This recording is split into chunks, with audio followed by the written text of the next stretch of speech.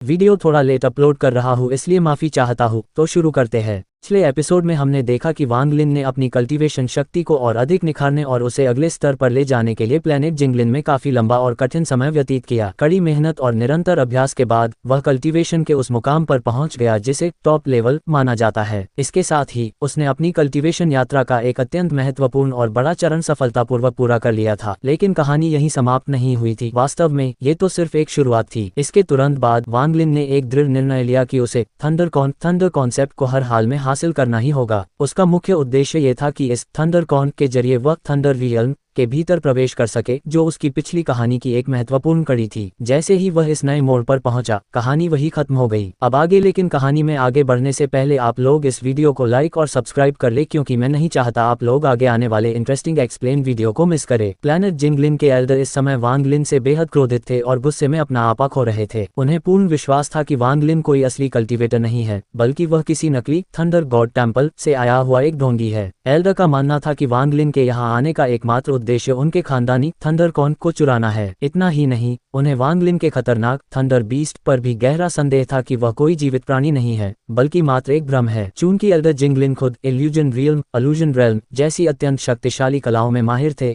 इसलिए उन्हें पूरा भरोसा था कि वे वांग लिन को आसानी से परास्त कर देंगे। बिना एक पल भी बर्बाद किए एल्डर ने वांग लिन पर अपना पहला घातक हमला कर दिया। उन्हें लगा कि वांग लिन उनके इस अचानक हमले से थर-थर कांप उठेगा, लेकिन तभी कहानी में एक बड़ा मोड़ आया। वांग लिन के गार्जियन पपेट ने पलक झपकते ही एल्डर के उस जोरदार वार को पूरी तरह से विफल कर दिया। यह अप्रत्याशित दृश्य देखकर एल्डर बुरी तरह स्तब्ध रह गए। उन्हें तुरंत यह एहसास हो गया कि वांग लिन का ये पपेट भी ठीक उन्हीं की तरह इल्यूजन रियल्म में महारत रखता है और यह सीधे उनके स्तर का है। एल्डर जिंगलिन आसानी से हार मानने वालों में से नहीं थे। उन्होंने अपनी सबसे खतरनाक तकनीक फ्लेम बोन डेविंग का इस्तेमाल किया। आग की लपटें पूरी गति के साथ वांग लिन के पपेट की ओर बढ़ीं, लेकिन हैरान करने वाली बात यह रही कि पपेट पर इसका रत्ती भर भी प्रभाव नहीं पड़ा। वह आग के बीच बिल्कुल शांत और सामान्य खड़ा रहा। ये सब देखकर एल्डर संकोच में आ गए और उन्हें समझ नहीं आया कि अब क्या किया जाए। इसी बीच वांग लिन ने अपने पपेट को रोका और शांत भाव से एल्डर के सामने एक प्रस्ताव रखा। उसने स्पष्ट किया कि उसका मकसद केवल थंडर कॉन हासिल करना है और उसकी उनसे कोई निजी दुश्मनी नहीं है। लेकिन एल्डर के लिए पीछे हटना असंभव था।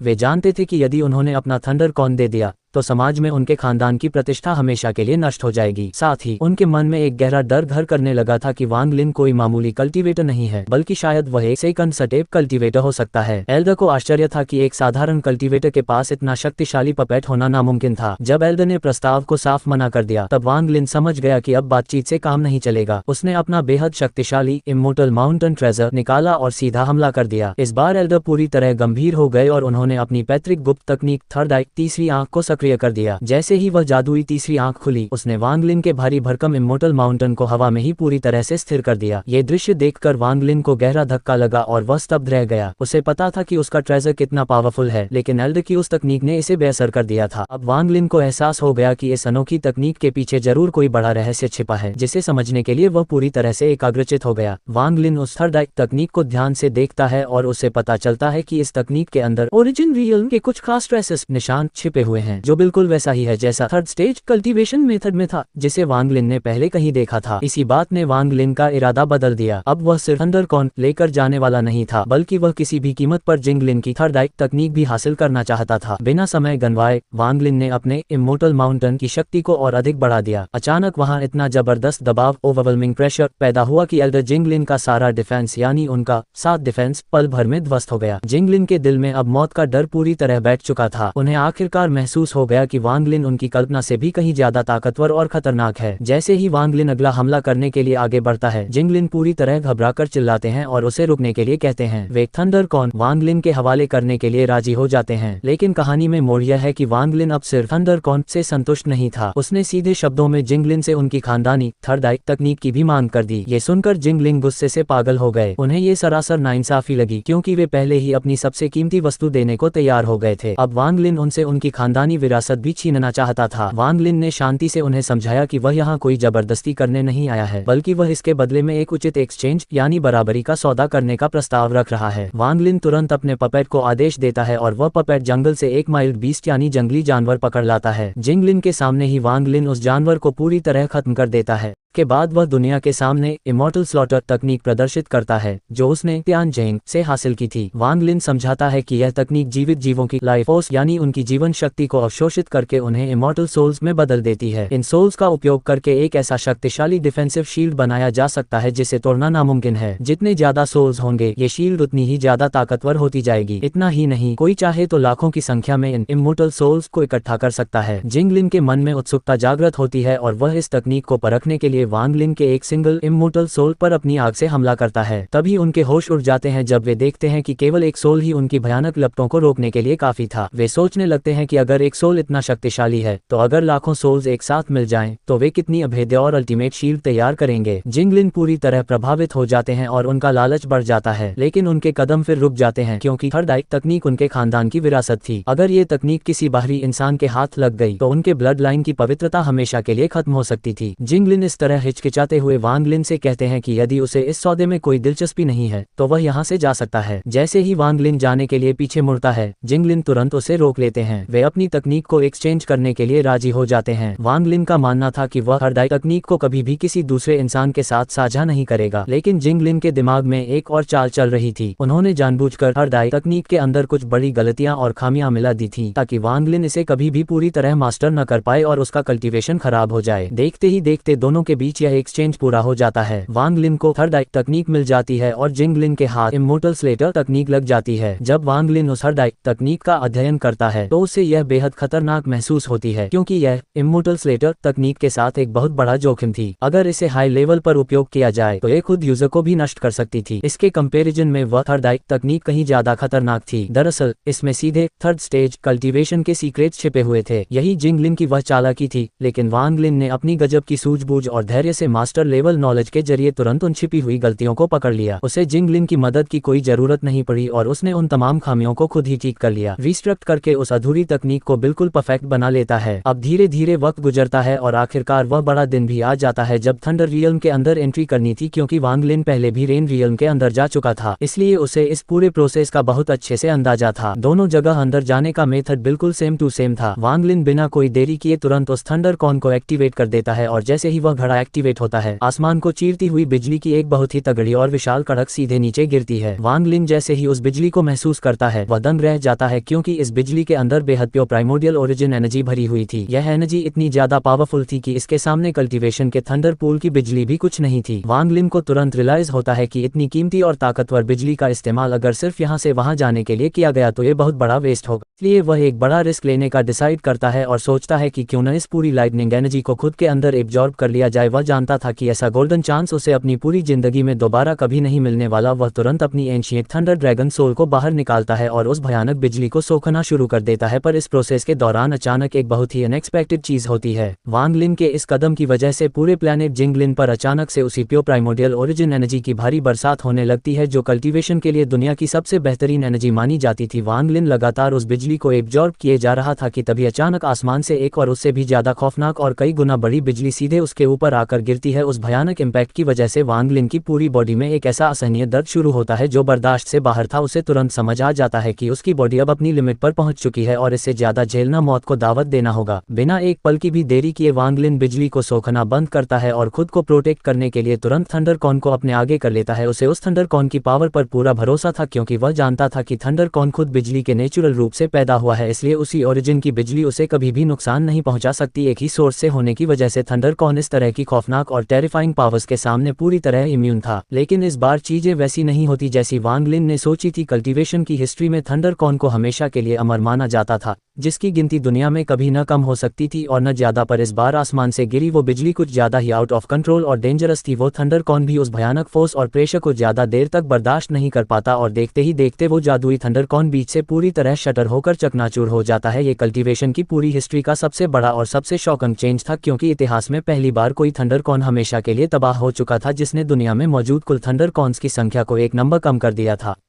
और इसी के साथ वह बची हुई पूरी की पूरी बिजली सीधे जाकर वांगलिन की बॉडी पर एक बार फिर से जोरदार अटैक कर देती है। इस बीच थंडर रियल्म के गेट के पास का नज़ारा कुछ और ही था। वहां थंडर गॉड टेम्पल का एक कल्टीवेटर टैन या फैंग बाकी कई लोगों के साथ बड़ी बेसब्री से गेट खुलने का इंतजार कर रहा था। वहां के नियम के हिसाब से कोई भी अपनी मर्जी से अंदर नहीं जा सकता था, उसे गेट के नेचुरल तरीके से खुलने का ही इंतजार करना पड़ता था। इंतजार करते करते टैन या फैंग की नज़र अचानक शेन गोंगू पर पड़ती है, जो वांगलिन का वही सर्वेंट था जिसे हम पिछले सफर में देख चुके थे। टैन या फैंग तुरंत उसे ताना मारते हुए मजाक उड़ाने लगता है। उसे खबर मिल चुकी थी कि शेन गोंगू ने किसी को अपना मास्टर मान लिया है। टैन या फैंग के लिए यह बात बिल्कुल नामुमकिन थी, क्योंकि शेन गोंगू अपनी जिद और अपनी ईगो के लिए पूरे थंडर गॉड टेम्पल में मशहूर था। उसे यकीन ही नहीं हो रहा था कि इतना जिद्दी इंसान न सिर्फ किसी के आगे झुक सकता है बल्कि अपनी डिवाइन सोल भी किसी को सौंप सकता है। लेकिन शेन गोंगू ने इस फालतू के तानों का कोई जवाब नहीं दिया। वो बस इतना जानता था कि टैन या फैंग को वांगलिन की असलियत का रत्ती भर भी अंदाजा नहीं है कि वह कितना एक्स्ट्रा ऑर्डिनरी इंसान है। हालांकि शेन गोंगू खुद भी इस बात से इनकार नहीं कर सकता था कि वांगलिन को अपनी डिवाइन सोल देने के बाद उसे अपने ही खानदान से कितना प्रेशर और बेइज्जती झेलनी पड़ी थी। उसके अपने रिश्तेदार उसे एक कलंक और शर्म की तरह देख रहे थे कि थंडर गॉड टेम्पल का एक मेंबर किसी दूसरे इंसान का नौकर बन गया है। टैन या फैंग ने सीधा सवाल किया, क्या सच में यह फैसला तुम्हारी लाइफ की कीमत के बराबर था? क्या ये वाकई वर्थ इट था? शेन गोंगू ने बड़ी शांति और मैच्योरिटी के साथ जवाब दिया, हम सब अपनी लाइफ की एक ऐसी स्टेज पर आ चुके थे जहां हमारी कल्टीवेशन हमेशा के लिए रुक गई थी। मेरा कल्टीवेशन का रास्ता यहीं थमसा गया था और आगे बढ़ने की कोई उम्मीद नजर नहीं आ रही थी, इसीलिए मैंने एक अलग और नया रास्ता चुना है। मैंने उस इंसान को फॉलो करना चुना है जिसकी मैं दिल से रिस्पेक्ट करता हूं और जिसकी पावर का कोई तोड़ नहीं है। शायद वांगलिन के साथ चलकर ही मुझे वो रास्ता मिल जाए जहां मैं अपनी उन पुरानी लिमिट्स को तोड़कर और भी आगे निकल सकूं। ठीक उसी पल आसमान में एक जोरदार धमाका होता है और बिजली की एक विशाल लहर पूरे इलाके में फैल जाती है। वहां मौजूद हर इंसान का सिर ऊपर आसमान की तरफ उठ जाता है और सबके सब सदमे में आ जाते हैं। जो गेट अभी तक पूरी तरह बंद था और जिसके खुलने का सब इंतजार कर रहे थे, वहां एक ऐसा शख्स बिना गेट खुले ही जबरदस्ती अंदर घुस आया था। लोग डर और हैरानी से कांप रहे थे, क्योंकि जो भी बिना गेट खुले जबरदस्ती अंदर जाने की कोशिश करता उसे हेवनली लाइटनिंग पल भर में राख बना देती। पर किसी तरह उस रहस्यमयी कल्टीवेटर ने यह नामुमकिन काम करके दिखाया था। शेन गोंगू उसे देखते ही पहचान जाता है, उसकी आंखों में चमक आ जाती है क्योंकि वह उसका अपना मास्टर वांगलिन था। वांगलिन का इस तरह गेट खुलने से पहले ही थंडर रियलम के अंदर फोर्सफुली एंट्री मारना देखकर शेन गोंगू का वो शक भी पूरी तरह दूर हो गया। उसे अंदर ही अंदर महसूस हुआ कि उसने अपना सब कुछ वांगलिन के हवाले करके अपनी लाइफ का सबसे बेस्ट और सही डिसीजन लिया था। उधर अंदर का हाल कुछ और ही था। खुद भी इस बात से शौक था कि उसने जो किया वो कितना बड़ा रिस्क था। उसने सक्सेसफुली एंट्री तो कर ली थी, लेकिन इस खौफनाक तरीके ने उसकी बॉडी को बुरी तरह इंजर्ड कर दिया था। उसे मजबूरन बीच रास्ते में रुकना पड़ता है ताकि वह थोड़ा सा रिकवर हो सके और आगे का सफर जारी रख सके। दूसरी तरफ एक बहुत ही पावरफुल सेकंड स्टेप निर्वाण रियलम का कल्टीवेटर जिसका नाम यान लेई जी था, उसने भी सेंस कर लिया था कि कोई गेट खुलने से पहले ही अंदर आ चुका है। यान लेई जी को ये बात सुनकर बड़ी दिलचस्पी हुई। उसे कहीं ना कहीं यकीन था कि वांगलिन वही इंसान है जो डेस्टिनी के हिसाब से इस थंडर रियलम में आने के लिए ही बना है। यान लेई जी का एक बहुत पुराना और गहरा हिसाब किताब जोंग सुओ जी नाम के शख्स के साथ चल रहा था और किसी वजह से वांगलिन का यहाँ पहुंचना उसके लिए बहुत मायने रखता था।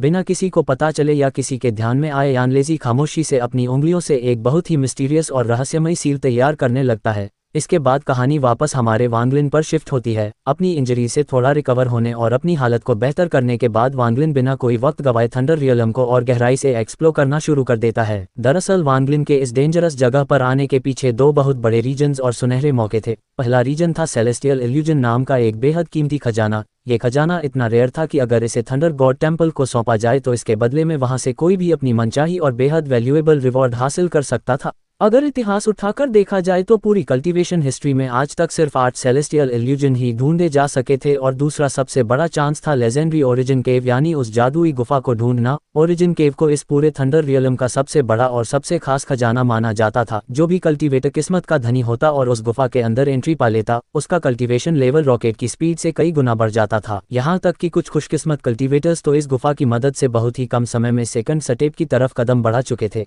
इसके अलावा वहाँ एक और रहस्यमयी ट्रेजर भी मौजूद था, जिसकी खासियत ये थी कि उसकी पावर सीधे अपने ओनर यानी कल्टीवेटर के हिसाब से खुद को ढाल लेती थी। मिसाल के तौर पर अगर उस ट्रेजर को यूज करने वाला कोई फर्स्ट स्टेप का कल्टीवेटर है तो वह उसे हाई ग्रेड स्पिरिट स्टोन्स जैसी प्योर कल्टीवेशन एनर्जी देता था, लेकिन अगर उसे यूज करने वाला कोई सेकंड स्टेप का कल्टीवेटर हो तो वो ट्रेजर सीधे वही ओरिजिन एनर्जी जनरेट करने लगता था जिसकी जरूरत आगे के कल्टीवेशन के लिए पड़ती है। वांगलिन के दिमाग में ये सारी सीक्रेट इन बिल्कुल साफ थी और वह हर एक डिटेल को अच्छे से याद रखे हुए था, पर इसके साथ ही वह जमीनी हकीकत भी जानता था कि ये दोनों चीजें थंडर रियलम की सबसे टॉप और सबसे मुश्किल से मिलने वाली चीजें हैं। इन्हें हासिल करना सिर्फ उसकी मेहनत पर नहीं बल्कि उसकी किस्मत और लक पर भी डिपेंड करता था। वो कल्टीवेशन के इन रास्तों पर आगे बढ़ ही रहा था कि अचानक वांगलिन को एक बहुत ही अजीब और अनोखा ट्रेजर दिखाई देता है। वांगलिन को सबसे बड़ा झटका तब लगता है जब वह अपनी डिवाइन सेंस यानी अपनी जादुई नजरों से भी उस ट्रेजर को डिटेक्ट नहीं कर पाता। जैसे ही वांगलिन आगे बढ़कर उस अनोखे खजाने पर अपना दावा करने के लिए हाथ बढ़ाता है, अचानक पीछे से एक कड़कड़ाती हुई आवाज आती है और कोई उसे वहीं के वहीं रोक देता है। वह अनजान शख्स हवा में तैरते हुए बड़े घमंड से डिक्लेयर करता है कि यह खजाना पहले ही उसका हो चुका है, इसलिए वांगलिन इस पर अपना हाथ ना लगाए। उस शख्स का नाम था सुफेन खान। अचानक हुए इस अटैक और सुफेन खान की इस दखल अंदाजी ने वांगलिन को पूरी तरह अलर्ट कर दिया था।